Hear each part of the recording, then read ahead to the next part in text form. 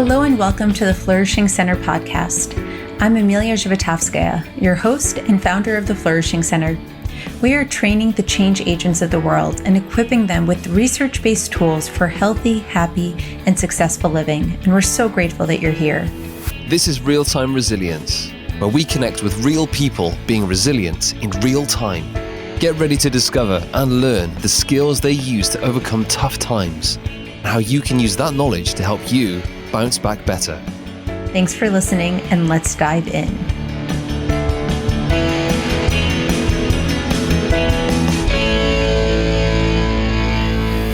Hello, everybody, and join me today in welcoming Kate Ingram from Riverside, New Jersey. She is a positive psychology practitioner who is integrating this work into her life as an infuser. So while she doesn't formally work in the field of positive psychology, you will see through her story of real-time resilience how positive psychology has really helped her make a turnaround through some of the obstacles that she has faced in her life. And I'm so excited to be here with her and to share with you all just highlights of how positive psychology can help us make an impact to how we're thinking, to how we're feeling, and what we're doing.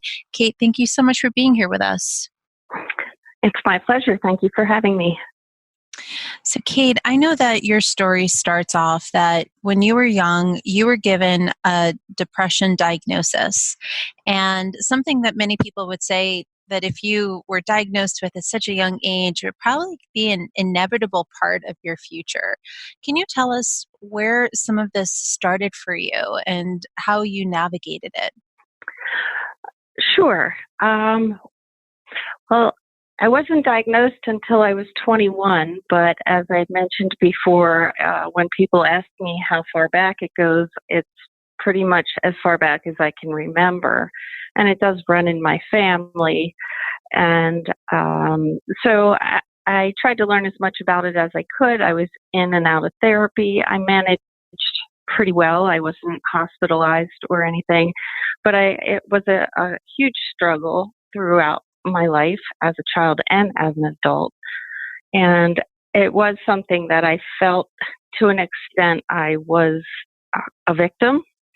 And there was only so much I could do. I mean, I realized there were things that are within my control, but having that diagnosis, I don't know if it's a good or a bad thing, but to some extent, I felt like a victim. And since getting into positive psychology and over the past year or so, I've kind of changed my mindset on that. So tell us more about what made for this pivotal change of many years of grappling with depression. What shifted it around for you? Well, it was actually a particular incident that happened about a year ago. I went through an unexpected and devastating breakup with somebody, and that, like I said, it was completely unexpected and pulled the rug out from under me. And I didn't respond very well. I wasn't able to cope, and I did end up in the hospital as a result of that. And it kind of scared me to the point when I got out of the hospital, I thought, I need to find a better way. There has to be a better way for me to live my life. And so I set out, I say it was like a personal mission to learn as much as I could and try and I was on a mission to find a better way to be in the world. And that's when I stumbled across some life coaching podcasts. And then through a Google search, I found the Flourishing Center. And it just clicked with me that positive psychology, it seemed to be everything I was looking for. It had a scientific backing to it. And it wasn't happyology, but it was all the things I was looking for to incorporate into having a healthier lifestyle, from the brain science behind it to daily behaviors, daily habits, daily tips and mindsets that I could use. And that's what started the transformation for me. That's beautiful. So what would you say are some of the mental shifts that you've found yourself making that have helped you in this process? Sure. I've thought about that a lot, Emiliya, and I would say that probably the top three things that allowed me to make this shift. Number one, I would say, is gratitude. That is one of my strengths, but I really kind of put that into action at a time when was I was an emotional wreck, but I still knew I had things to be grateful for. There was a lot of things and good things in my life. So gratitude.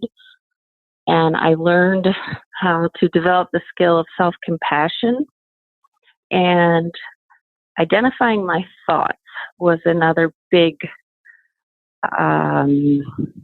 mindset shift, realizing and recognizing that my thoughts create my feelings, and my feelings create my actions, which lead to the results in my life.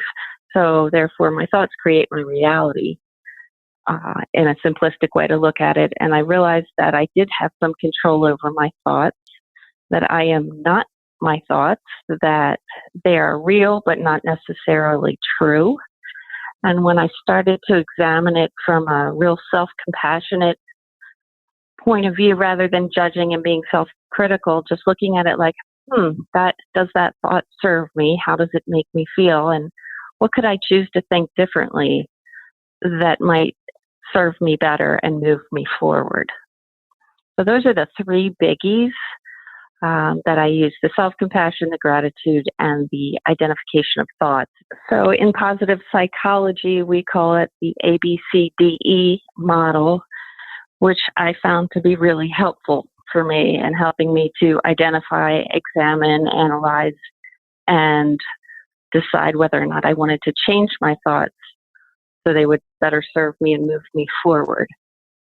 Thank you so much for sharing that, Kate. And I think it's interesting that you went through this kind of almost life-changing pivotal moment where you're in the hospital and you said, I need to turn my life around. Something needs to change here. Some people have this type of experiences, but sometimes what we find is that it's sort of like a gradual process, that people start to make a change little by little by little, and that you don't sort of wake up one day and say, yesterday I was feeling bad, but today I'm feeling good. There's this gradual element of it. And I'm curious if that's something that you two have experienced in this process. Absolutely, yes. It's a constant, it's a journey, and it's something that I'll continue to work on. So it's gradual. These are patterns of behaviors and thoughts that I'm 51 years old. It took me a long time to get here, so they're not going to change overnight.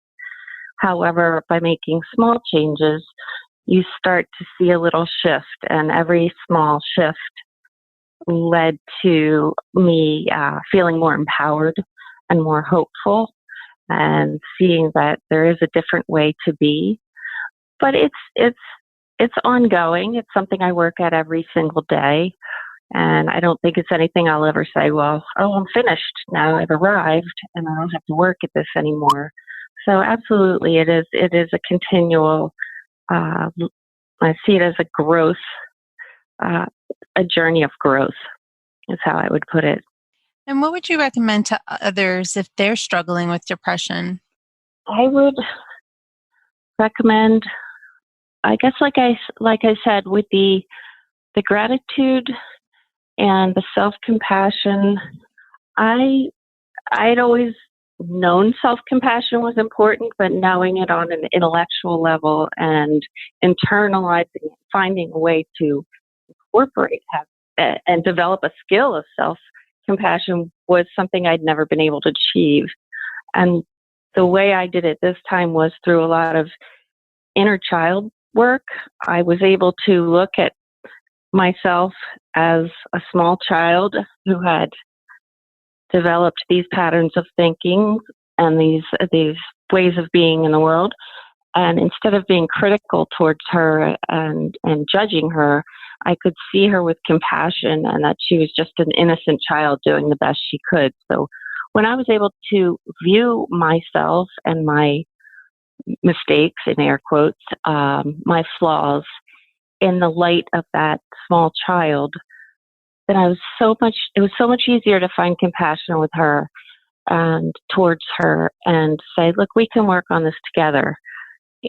And that's how I developed the level of self-compassion. It's made such a huge difference in me. I still, as you said, it's an ongoing thing, but it has made a huge difference because most of us are very critical of ourselves and say things, whether it's conscious or not, we say things that aren't loving and that we probably wouldn't say to anyone else, but we say them to ourselves. And that goes on for years and years and years, and it tears you down. It does not build you up.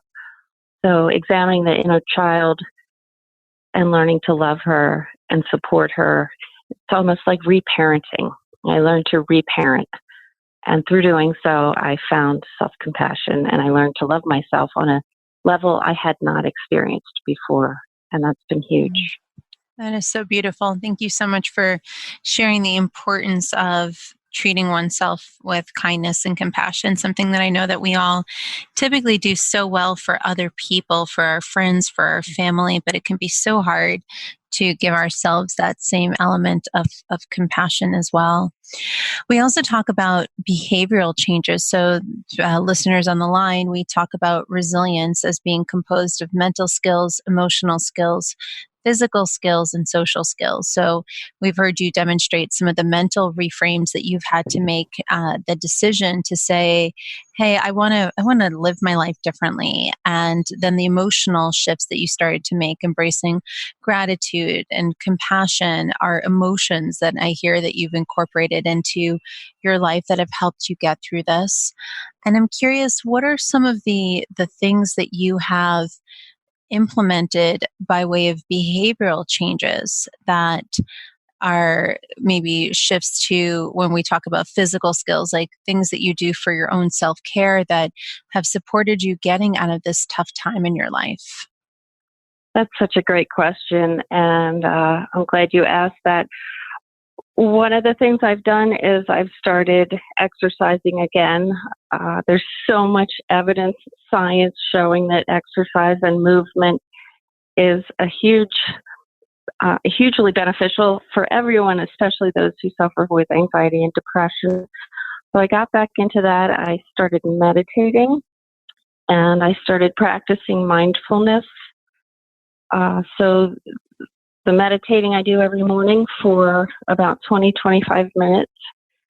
And it's not that you have to quiet your mind. It's a practice of coming back to your breath or coming back to the moment. And so that in combination with physical movement, I do Pilates, I do yoga, but even just walking my dogs or working in the yard, that kind of movement keeps me going. There's such a mind-body connection that I'm much more aware of now than I used to be, that the mindfulness, being in the moment. I read or I heard somewhere that most of us spend our time living in the past or the future, and that's what so often leads to depression and anxiety. You're either ruminating over past things or you're worried about future things that haven't happened yet. And just living in the moment, living in the now is very powerful and very freeing. And it is also a practice that I work on every day. And is this something that you did before you had made this lifestyle change a year ago, or is this all a result of this transformative period of time that you had? Well, in the past, I had exercised off and on. I wasn't very consistent with it. So no, I guess I had started exercising before about a year and a half ago, but then I started seeing the benefits of it. So I made sure to make it a consistent practice. And I've suffered in the past from very black and white thinking, the all or nothing thinking, that if I'm not sweating and about to pass out, then it doesn't really count as exercise or a workout. And that's a mindset shift that I've had to make, that even if it's 10 minutes walking around the block or 20 minutes doing Pilates, that counts. That's important. And that's where that self-compassion comes in, and it's not all or nothing. But as far as the meditation, I had not really participated in, and the mindfulness is something I'd heard about and read about, but I started studying mindfulness-based stress reduction and trying to put that into practice. So most of it is relatively new in the past year. At least being consistent with it is definitely in the past year. And then as you develop some consistency, I found that your self-esteem gets built up. You feel good about yourself because you're following through on things, and you see the positive results of it. And now I do things even when I don't necessarily want to do them. Like I said before, instead of being at the mercy of my feelings, saying I don't feel like exercising, now I say, okay, that's all right. You don't have to feel like it. Just do it for 5 minutes, that kind of thing. And that usually is enough to get me moving. Now, I don't do it every single day. There are days that I do feel lazy and I don't feel like doing it, but I don't beat myself up over it like I used to. I don't say, well, I might as well quit. I just say, okay, well, we'll start again tomorrow. Beautiful. And what about some of the social skills that we talk about in positive psychology? I'm curious in what way your community has supported you in this process. Well, that's an area I've been working on. It's been challenging for me because I don't have a strong community. Being part of the CAP class was amazing. Meeting those people and just connecting with them on such a deep level. We all really hit it off quickly, and it was beautiful. And I am close to my sisters. My parents have passed, but I'm close to my sisters and brother, but they live over an hour away. So I'm trying to reach out to friends more than I used to. My go-to response or reaction to stress or depression was to isolate. So that's something that's been a challenge for me, trying to step outside of my comfort zone. And that's one of the reasons I created the meetup group, was to try to develop community with people close by. And there's been people of all different age groups. And we haven't become best friends that hang out all the time, but everyone in the group has benefited from, they've said how good it feels to have somewhere to come and just be yourself and feel accepted. So that's an area that I continue to work on. I am hopefully going to be relocating back to Pennsylvania to be closer to family and have that circle of support, because I have a big extended family and we all get along really well, and it would just be nice for me. I think it would definitely be emotionally supportive and beneficial to me to move closer to them. So that's something I've been working on. Is there anything else you'd like to add to your story, or things that you were hoping to share? Because when you first reached out, you said, I would love to tell my story or connect with other people with what I've been through. Is there anything else that stands out for you? I just want this material in positive psychology and the mindset shifts and the transformation that's possible. It just excites me. It lights me up, and I'm so anxious to share it with people.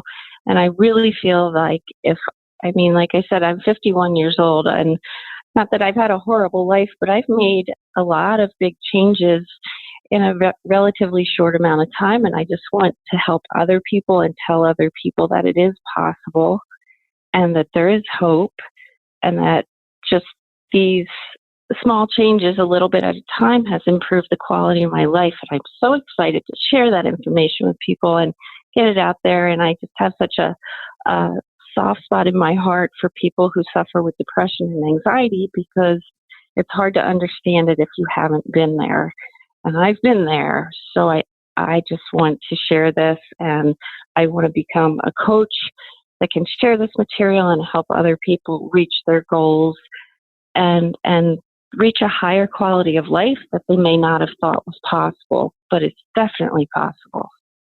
Thank you so much, Kate. It's such a beautiful opportunity to look at the different facets of positive psychology, the mental shift that you've made, the emotional changes that you're making, the way that you're taking care of your body through your mindfulness practice and through movement, and then also recognizing the importance of community for yourself. And I think it's a great reminder of the fact that it's not just a one size fits all model, and that it's not just any one of these skills on its own, not just the mental skills or just the getting the community going or just taking care of your body, that it's a multi-faceted approach that actually leads to this change. So, Kate, you said you were diagnosed with depression at age 21, and then you came to positive psychology at 50. What was it like for those 30 years of battling with depression? It was a constant struggle. I had good days and bad days, but I felt like I never really, despite being on medication, trying different medications, I felt like I was never really able to get higher than ground level, if that makes any sense. It's like treading water, just keeping your head above water. I didn't feel like I got much higher than that.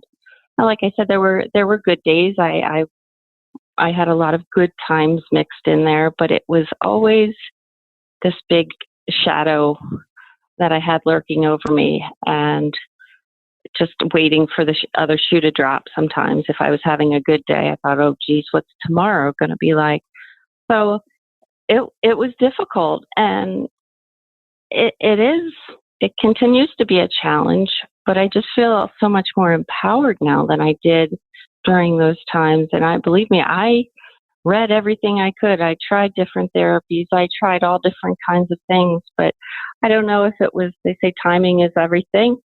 I don't know if it was just everything had to line up correctly for me to reach the realization that I reached a year ago, or come to that conclusion.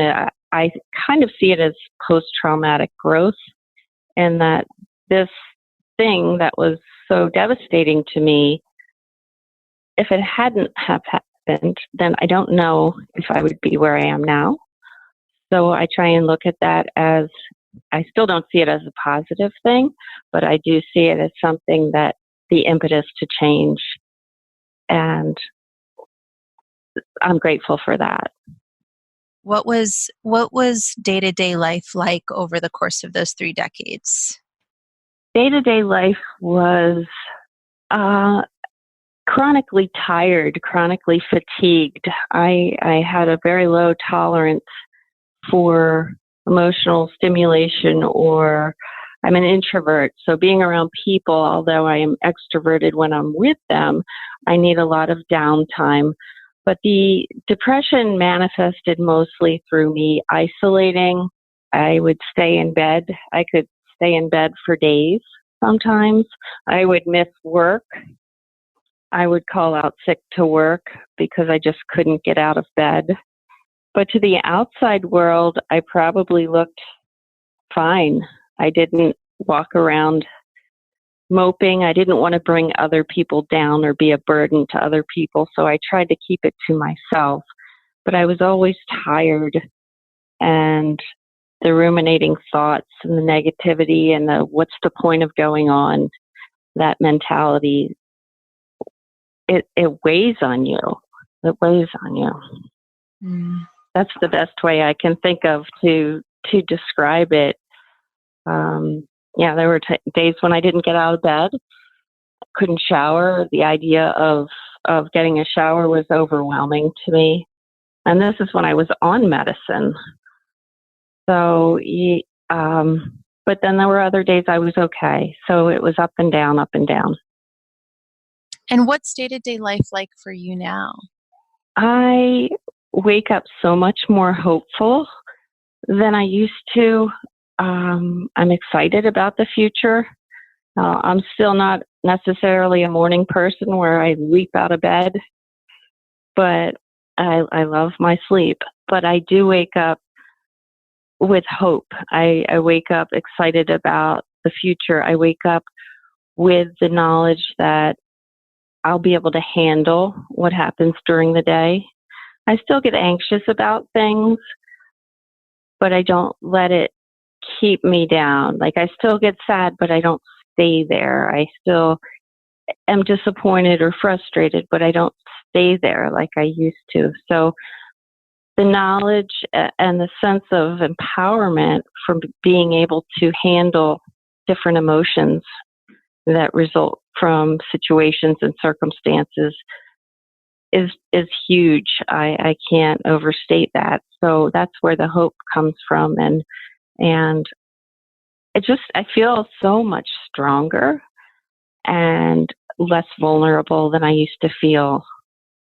That's a really good feeling.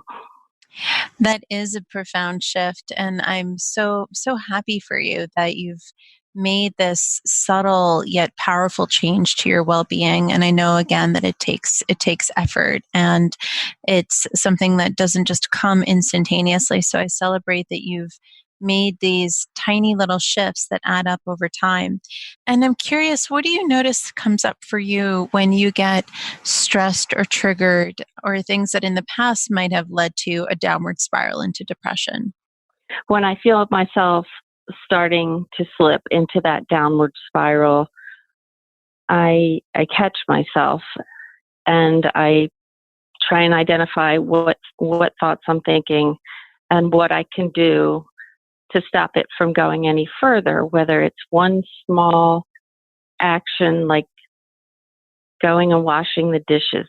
It sounds silly, but one positive step in the right direction, taking a shower, walking the dog. Just some days if I don't want to go to work, I think, all right, well, just get there. That's all you have to do. And then you don't have to do anything else. So when I feel myself starting to slip, I will take one small step, one positive action in the right direction. And that helps me. It gives me the momentum to keep moving forward. And even if that's all I do is get up and do the dishes and then sit back down again, that's okay too. So I've learned to try and catch it quicker, identify the thoughts that are generating these emotions, and try and come up with different thoughts and practice something physical, like getting up and walking into a different room, or getting in the car and driving somewhere, or sitting down and paying my bills. Something small like that. So it's a physical and a mental shift. That's beautiful. Kate, thank you so much for sharing your story with us. Oh, it's my pleasure. Thank you for asking me. This real-time resilience episode is brought to you by the Bounce Back Better, or B Cubed, resilience program, where we teach people the 16 basic building blocks of bouncing back better to whatever obstacles come your way. Check out our online self-study courses, and for our positive psychology practitioners, learn more about how you can become a resilience trainer yourself. Visit bouncebackbetter.com for details. Thanks for listening. I hope you've enjoyed this podcast. I want to encourage you to tell us, what would you love to hear more about? Is there an area of positive psychology we'd love to get some more information on in terms of the research? Give us a shout out at info@theflourishingcenter.com. Thank you so much for listening, and I wish you a wonderful flourishing day.